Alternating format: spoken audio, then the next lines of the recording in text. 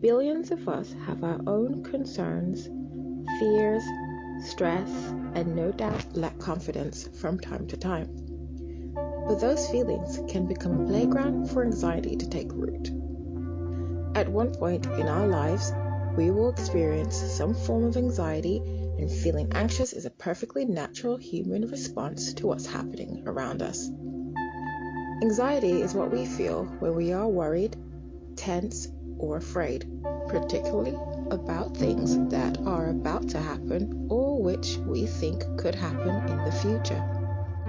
Anxiety for me feels like thousands of miniature thorns are growing in place of my nerve endings.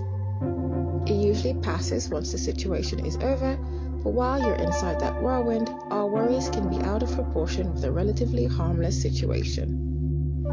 It can feel more intense or overwhelming and interfere with our everyday lives and relationships.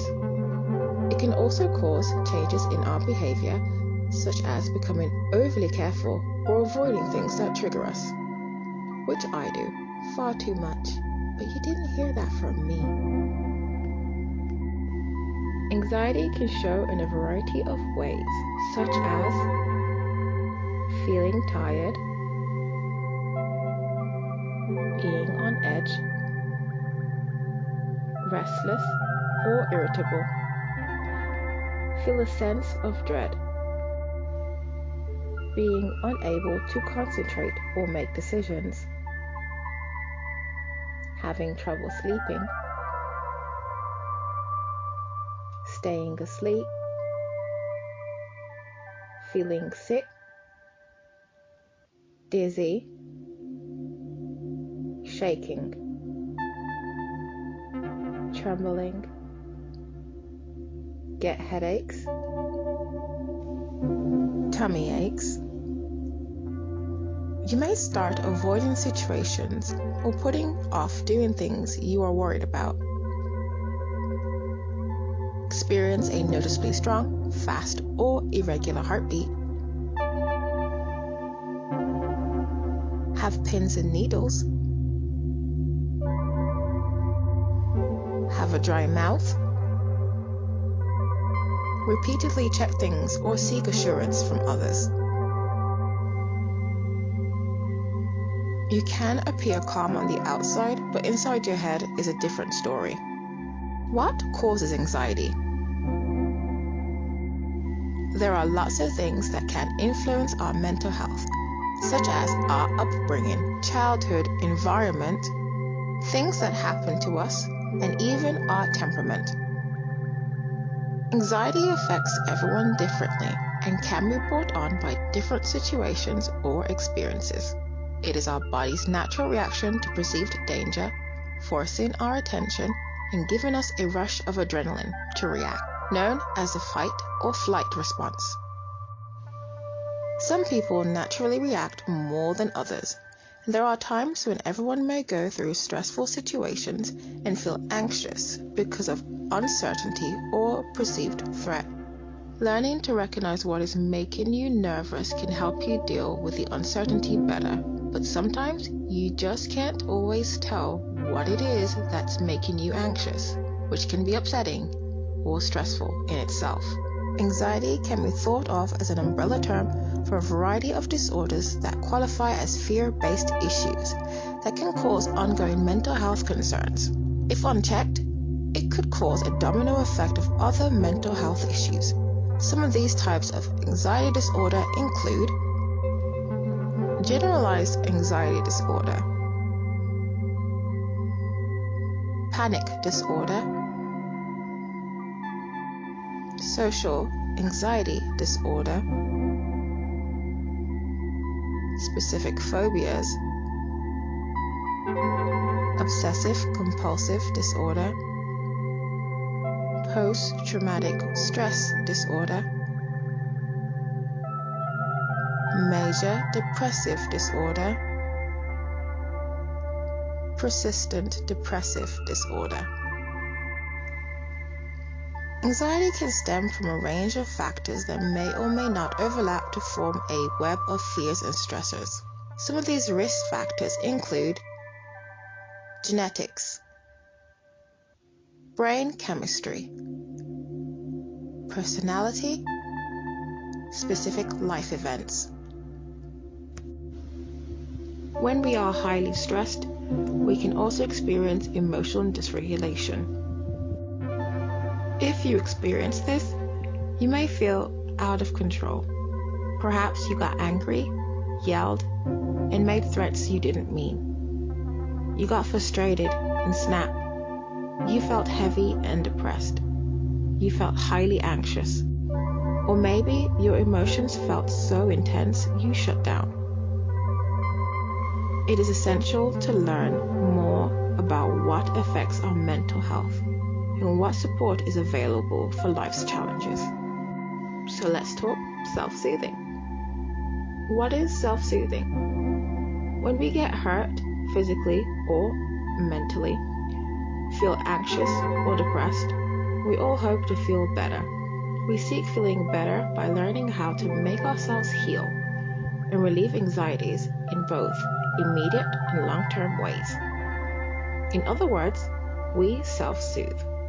Self-soothing is a way in which we treat ourselves to feelings of betterment so that we can move forward past any negativity or pain. We learn how to self-soothe from the moment we enter this world. Some of our first acknowledgements of our mental feelings in our physical bodies occur as young as newborn. A baby self-soothes by sucking their thumb. And no, I don't expect you to use this as a coping method. It is from this early age that we begin to learn and understand that we are capable of healing ourselves. Something that we should acknowledge and remember as we move throughout life. Why do people self-soothe? People may self-soothe for all different types of reasons. Most reasons, however, are due to individual fears or anxieties. People of all different ages suffer from concerns that can range from generalized stress to particular events that can trigger stress. In some cases, a person may learn how to self-soothe after a traumatic event, in which anxiety becomes an ever-present issue for them moving forward. For this reason, they may develop ways to help themselves feel stable during a time of instability and fear. Some examples of why people self-soothe include self-control,